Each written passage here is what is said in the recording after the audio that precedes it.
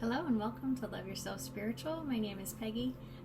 For those of you who are subscribed and have missed me, I apologize.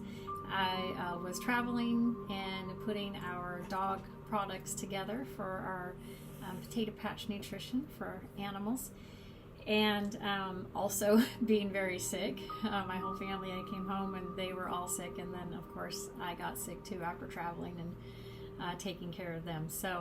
But I am back on the mend and have caught up with all of life on the farm and with our new businesses. And so today being February 12th and a new moon, the snow moon specifically, Native Americans also referred to it as the hungry moon, is in this area in North America where I am.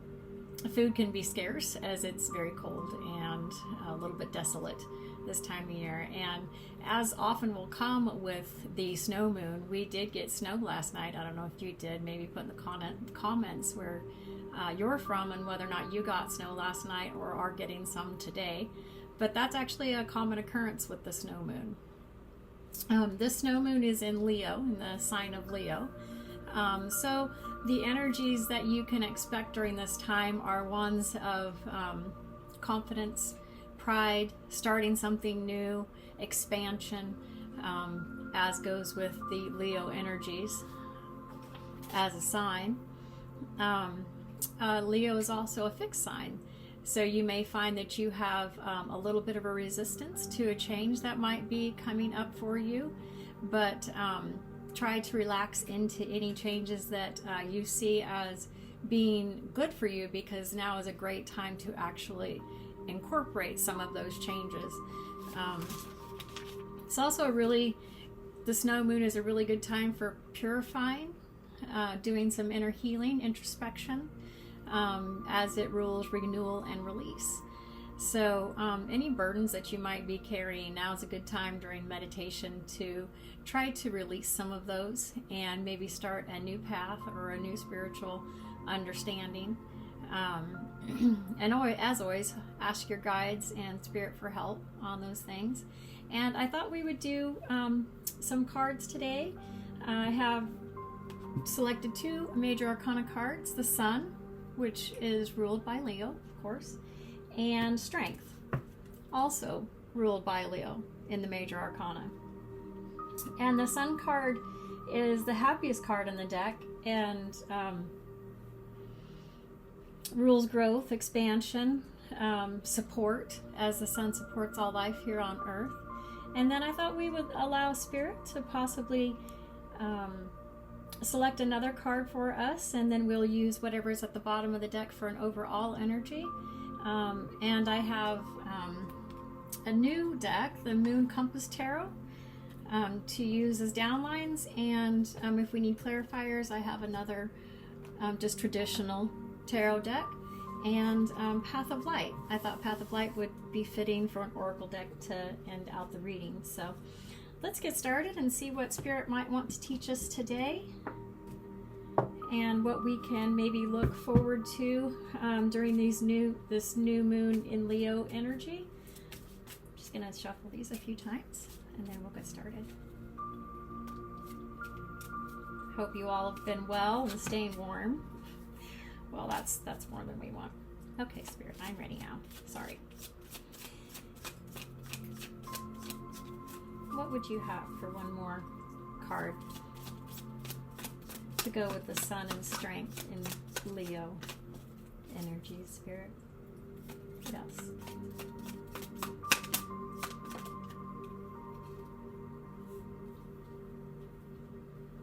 The Emperor. That's funny. When I was shuffling them earlier and pulling out the two cards, I saw the Emperor and I thought, that would be a really good card to go along with Strength. So our card that has come out is the Emperor, and then at the bottom of the deck is the Empress. Match made in heaven, the Emperor and the Empress, and that is where the buck stops in tarot. That's the culmination of all of the king's energies, the Emperor is, and the Empress is the embodiment of all of the queens in tarot, of all the elements. So let's go ahead and just get started with this Sun card. Spirit, what would you want to teach us today? Moving forward with our energies. In alignment with this new moon in Leo.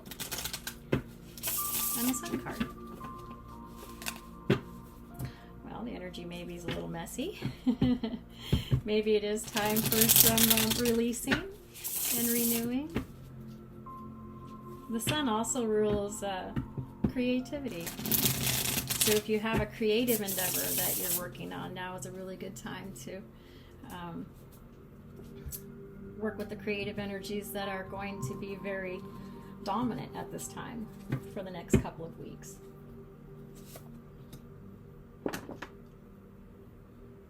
Clarifying in the Sun, in mental energies, is the Queen of Cups. Oh, I love that.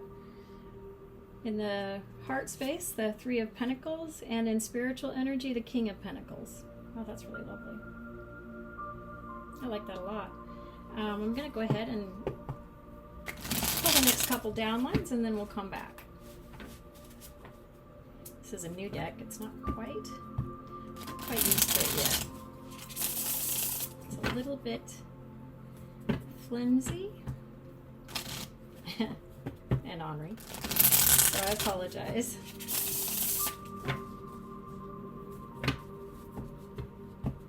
Last time for Strength, Spirit.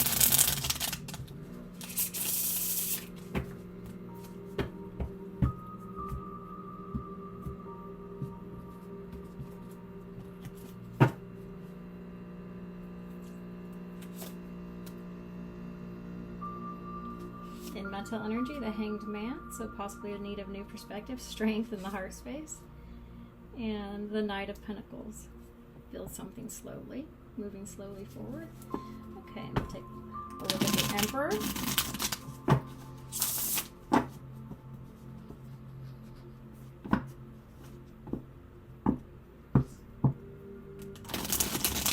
The Emperor is the ruler of masculine power. Our forward and outgoing energies. He's the master manifester. When the Emperor shows up in a reading, it's sort of like a stamp of approval from the universe. For me.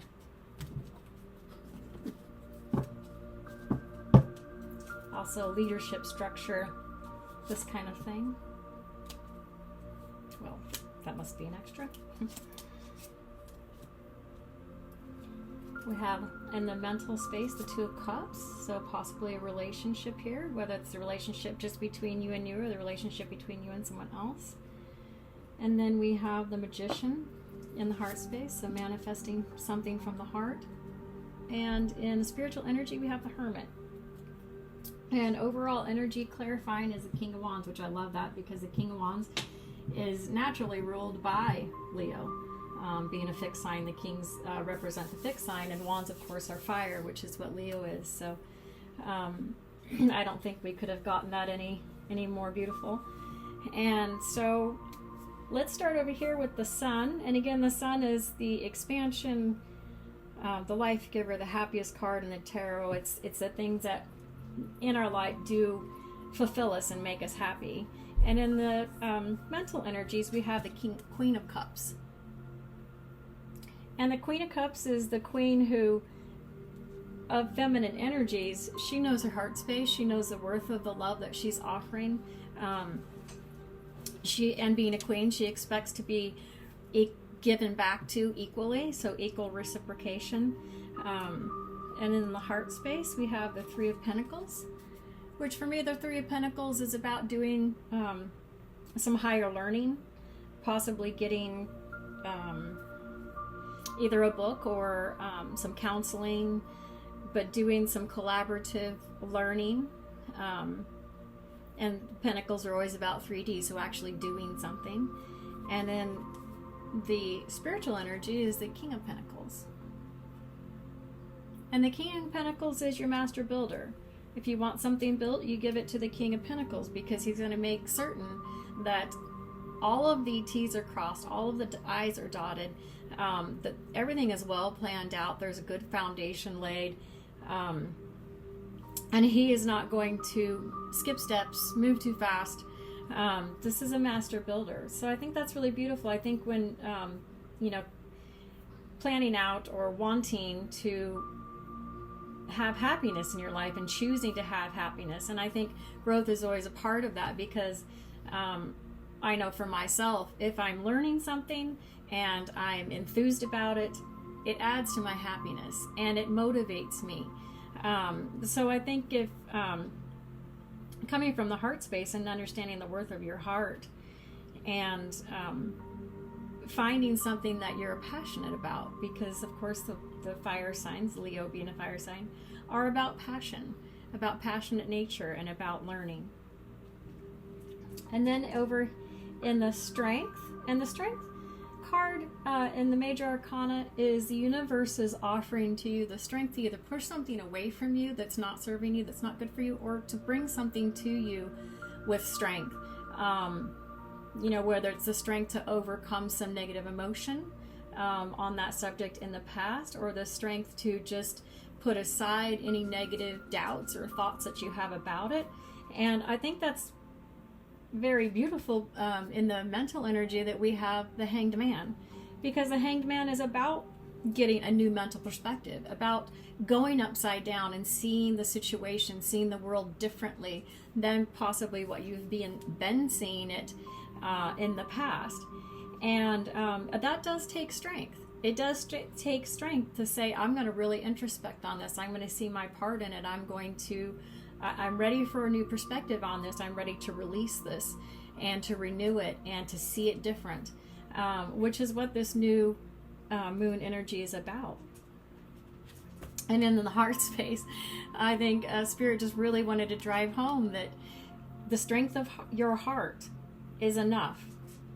The strength of what's inside of you is enough to change this situation in whatever way needs to be changed for your ultimate happiness, for the sun to really shine for you. And then the last card out in the spiritual energy is the Knight of Pentacles. And I love the Knight of Pentacles. The Knights, of course, are about taking what is within us outside of ourselves and moving it forward into our life. And the Knight of Pentacles, if you want something done really well and taken care of, then you send the Knight of Pentacles. He's not going to move fast. He's going to actually move very slowly, but he's not going to miss anything. There isn't anything that's going to be left undone. No stone is going to be left unturned, which if you're looking for a new mental perspective, then, and you want to have the strength to actually change it, the Knight of Pentacles is the Knight of hard work. He's the Knight that's really going to get this done for you. So I think that's really beautiful. And then our last card in the major arcana for the spiritual energies we're working with is the Emperor. And it's being in the mental space clarified by the Two of Cups.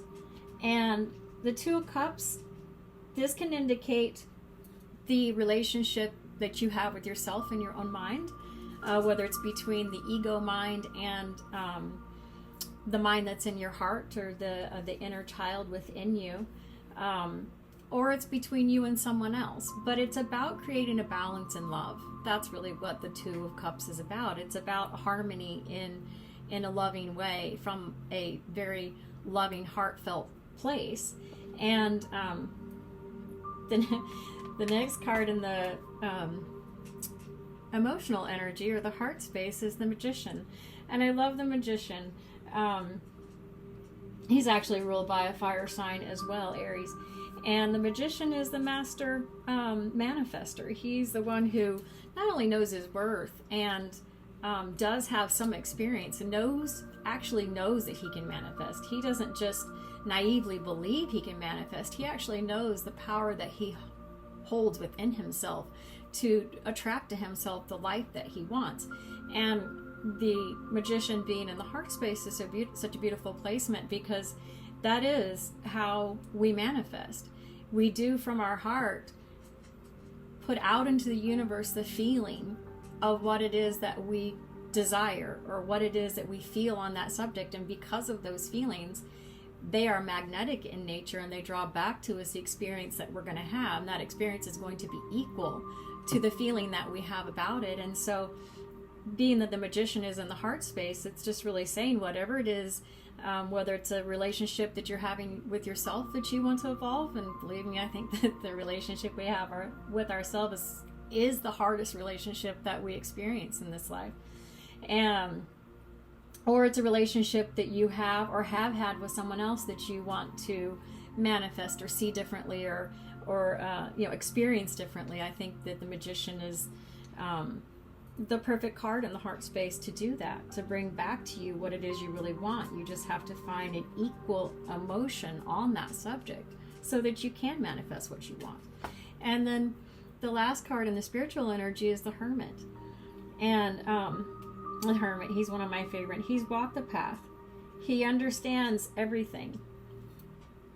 He's had every one of the physical manifestations that you can have on an emotional plane, as far as the 3D world goes. And he's in this one, he's not holding the lamp up, but there is a lamp. And the lamp, within the lamp is his star. And the star is what we passionately want, what we came to want. And it is the thing that lights our path. Your passion should be the thing that light the way, so that you can follow those in your life, because it's important to have passions. And the sun in Leo definitely is a passionate energy.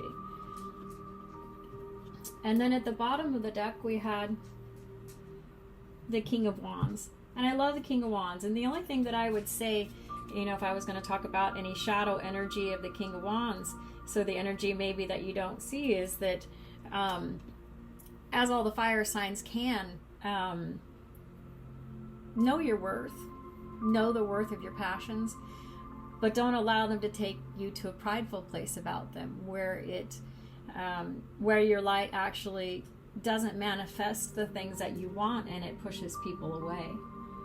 So stay in a confident, open, loving space, which would be the healthy, not shadow energy of the King of Wands. And then for an overall energy, the Empress. I love the Empress. She knows her value. This is the feminine energy. I love that the Empress and the Emperor are both here, because that is a marriage of both female and male energies. And whether or not this Two of Cups is indicating for someone, a relationship between two people, with the Emperor and the Empress both here in this reading, I feel like the Empress is that there is a balance, or can be a balance, that there is a match here. And it's just about balancing the energies between you, or balancing the energies that are within you during this time. I think we'll go ahead and pull a couple of, maybe this one, Light of Path cards. Maybe one more, Spirit. We'd like one more of these.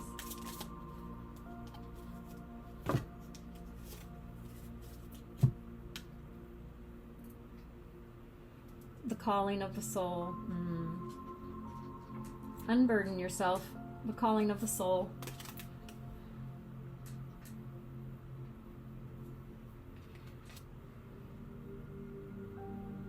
And responsibility.